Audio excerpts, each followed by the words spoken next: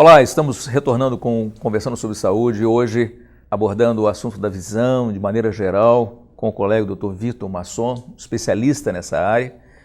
Portanto, um programa extremamente importante para todos nós que necessitamos desse órgão tão vital para a gente. Nós vamos chamar uma matéria agora aqui feita pelo repórter Jonatas Trindade, com a cinegrafia do Bob Alves, e logo após essa matéria nós estaremos então conversando com o Dr. Vitor a respeito do conteúdo. Vamos assisti-la. Todos os dias, Letícia começa a rotina assim, ajustando a vista. Ao contrário de muitas pessoas, o uso da lente não é estético, serve para controlar uma doença com nome bem diferente, a ceratocone. Quem sofre com o problema lida com uma situação inusitada. O formato e a espessura das córneas se parecem com o cone. A consequência é a dificuldade de enxergar, um mal que perturba Letícia. Eu já vinha com uma dificuldade muito grande para enxergar. Meu óculos já não me atendia mais, nem nada, 0%.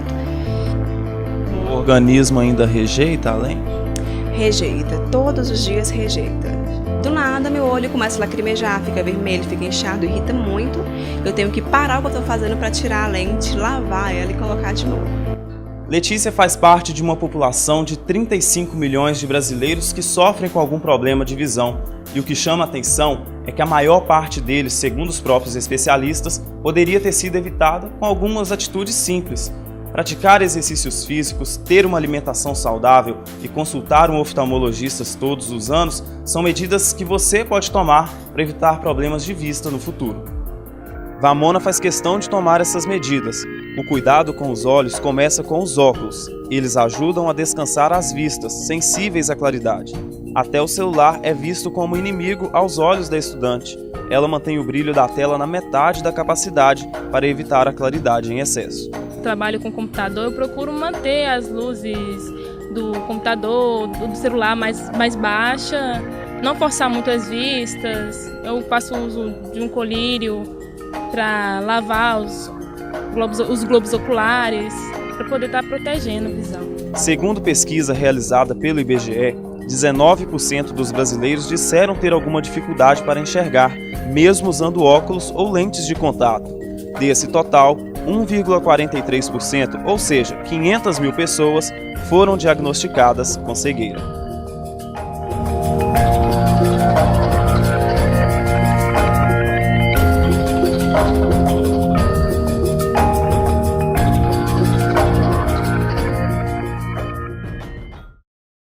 Uma matéria apresentada em relação à questão das lentes de contato, algumas deformidades. Queria que você pudesse, embasado naquilo que a gente assistiu, algumas orientações ou recomendações importantes sobre a questão da lente de contato, a necessidade, dentro da oftalmologia, de que maneira é usada a lente de contato. Certo.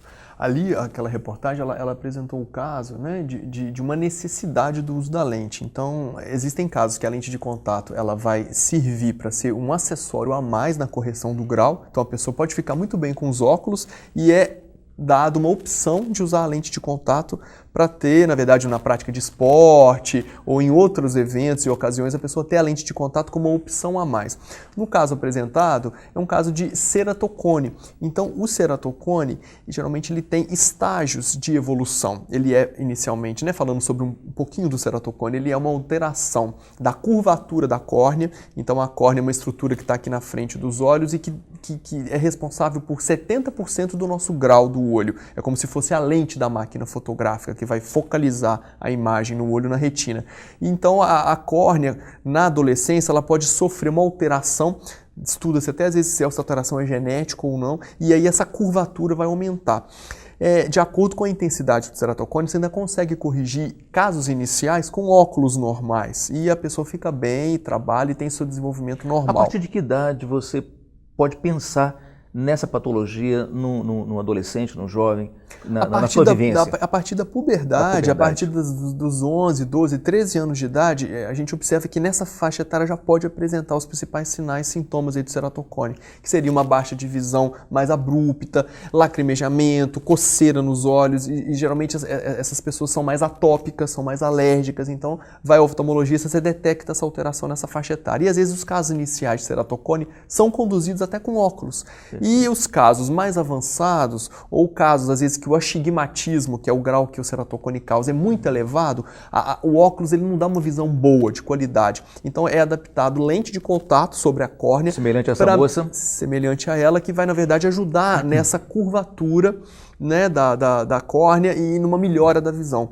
E a lente de contato, ela tem uma fase mesmo de adaptação, ela tem uma fase de observação, a curvatura da córnea pode mudar, às vezes antes do prazo que você quer, então às vezes você adapta uma lente em janeiro, e às vezes você está programando adaptar de novo no janeiro do ano que vem, e aí a pessoa no meio do ano ela já teve uma alteração do ceratocone, então a curvatura mudou da córnea, então tem que mudar a curvatura da lente, então são casos mais sérios, que você tem que ser acompanhado mais de perto. Requer uma atenção mais especial, mais a miúde, né? Você tem que ter um acompanhamento mais próximo. Bem próximo. Aproveitando ainda a questão da matéria em relação à lente de contato, que recomendações você faria para as pessoas que fazem o uso rotineiro da lente de contato? A lente de contato ela é muito boa, porque ela te dá muita liberdade também em algumas situações. A gente tem aí esportistas que vão jogar bola, praticar, né, jogar basquete, e em várias ocasiões a lente de contato te dá um pouco de campo de visão, melhor que o óculos, te dá mais liberdade, então ela é muito boa. Mas ela também ela tem que ser usada de uma maneira correta, porque ela pode causar lesões até potencialmente graves, úlcera de córneas, por exemplo. Então eu sempre oriento os pacientes a lavar as mãos antes de manusear as lentes de contato, evitar, se ele puder, dormir com as lentes de contato, apesar de hoje a tecnologia ter avançado, você tem algumas lentes que você pode até dormir sob controle médico. Gelatinosas e tudo, mas mesmo assim ele podendo evitar, é interessante que um momento do dia o olho descanse dessa lente, porque a córnea ela pega o oxigênio do ar. Então, por mais que a lente de contato ela tenha uma oxigenação boa e essa permeabilidade de oxigênio aconteça, é interessante tirar a lente, evitar de usar água para limpar a lente. Essa água da torneira, ela tem ameba, ela tem bactéria, vírus, então você tem que usar o produto próprio para desinfetar a lente, e o nosso olho está diretamente com o meio externo, então ele recebe essa contaminação. Então, usar os produtos próprios de limpeza para a lente e trocar elas regularmente. Às vezes são lentes que têm que ser trocadas mensalmente, então a pessoa às vezes quer usá-la mais do que o tempo permite, e aí ela está causando aí um risco, né, ao próprio olho, né? Pois bem, Vitor, nós tivemos aí uma abordagem geral sobre o globo ocular. Agora a gente gostaria que você pudesse, de maneira didática, pudesse mostrar para a gente algumas daquelas alterações que foram comentadas por nós, e aí essa preciosidade que é o globo ocular. Por favor, nos mostre. Então aqui nós temos um desenho aqui do globo ocular, né, um esquema do olho humano. E aqui a gente observa, Altair, que o olho, então, apesar de ser uma estrutura pequena, ele é uma estrutura bem protegida. Então, essa parte branca do olho seria a esclera, que protege os nossos olhos. Qualquer sinal, então, de irritação, por exemplo, essa esclera vai ficar vermelha, né? Por cima dela a gente tem, não está demonstrado aqui, mas a gente tem a conjuntiva. Então, as conjuntivites são processos inflamatórios, infecciosos que atingem essa região.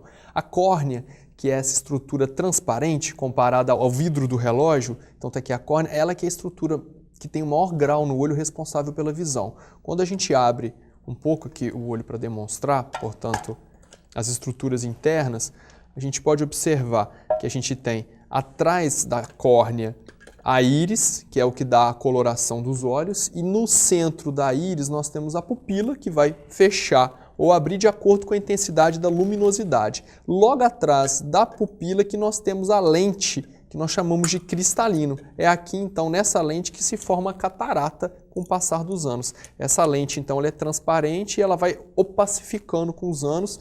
E aí, o que acontece? A luz ela não vai conseguir entrar por causa dessa opacidade e chegar até o fundo do olho para ir ao cérebro, né? O nosso olho vai captar a luz e quem enxerga é o cérebro. Então, a catarata tem que ser retirada.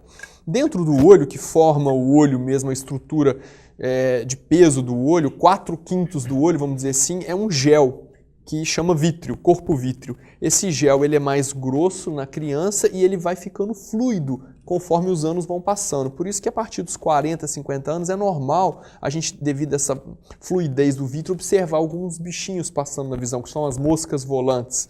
E a estrutura, que seria a estrutura nervosa do sistema nervoso central do olho, seria a retina, que é essa estrutura aqui mais alaranjada no fundo do olho e que é responsável por captar essa luz, né, esse estímulo de luz e transformar ele em visão. Então, o olho é uma estrutura pequena, mas assim muito complexa, que tem os seus compartimentos e cada compartimento desse é responsável por uma função, né? Naquela outra parte, tem uns vasos aí atrás. Aí é que se formaria então a retinopatia diabética, Isso. aqueles vasos que podem romper no indivíduo hipertenso, exatamente nessa região. São nessas regiões, né, da retina que a gente tem. Então, as pequenas veias e as pequenas artérias que vão ser obstruídas e que vão sofrer com a circulação, por exemplo, da pressão arterial elevada e da retinopatia diabética e outras lesões mais. A posição da mácula aí, desse nervo óptico, mais ou menos, para essa visualização, só para a gente ter uma ideia onde poderia acontecer essa alteração,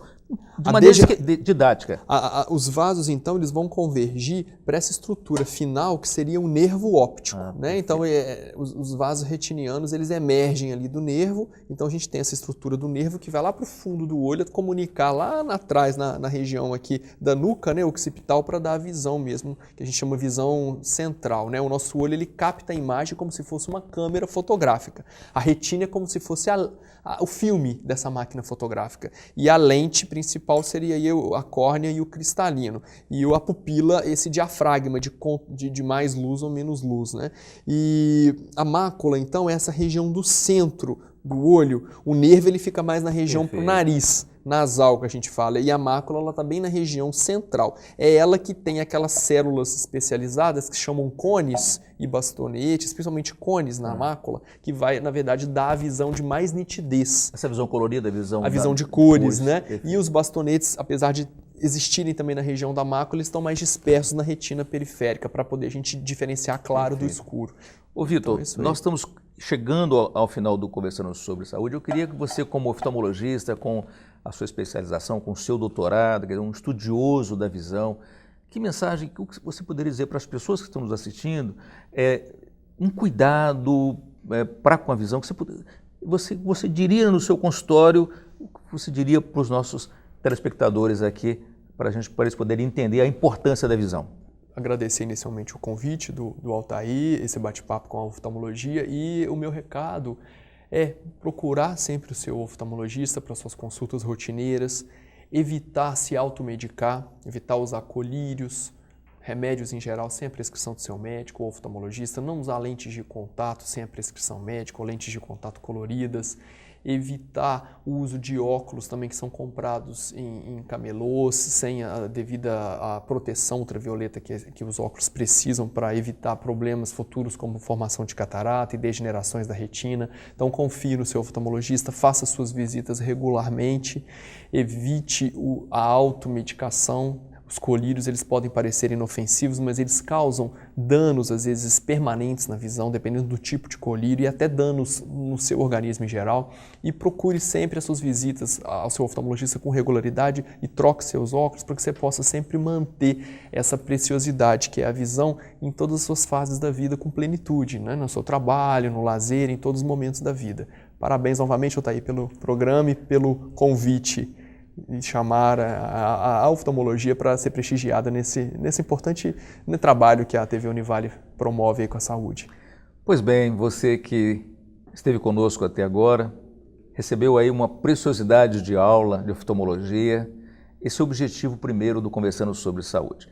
Trazer para você informações precisas de especialistas da qualidade do Dr. Vitor Masson, que você que gostaria de ter um programa de uma outra natureza, de outro informe, caminhe um e-mail para nós, solicite alguma outra matéria para que a gente possa trazer outros profissionais desses quilates para estarmos conversando sobre saúde. Tenham todos um ótimo dia, um grande abraço e até lá.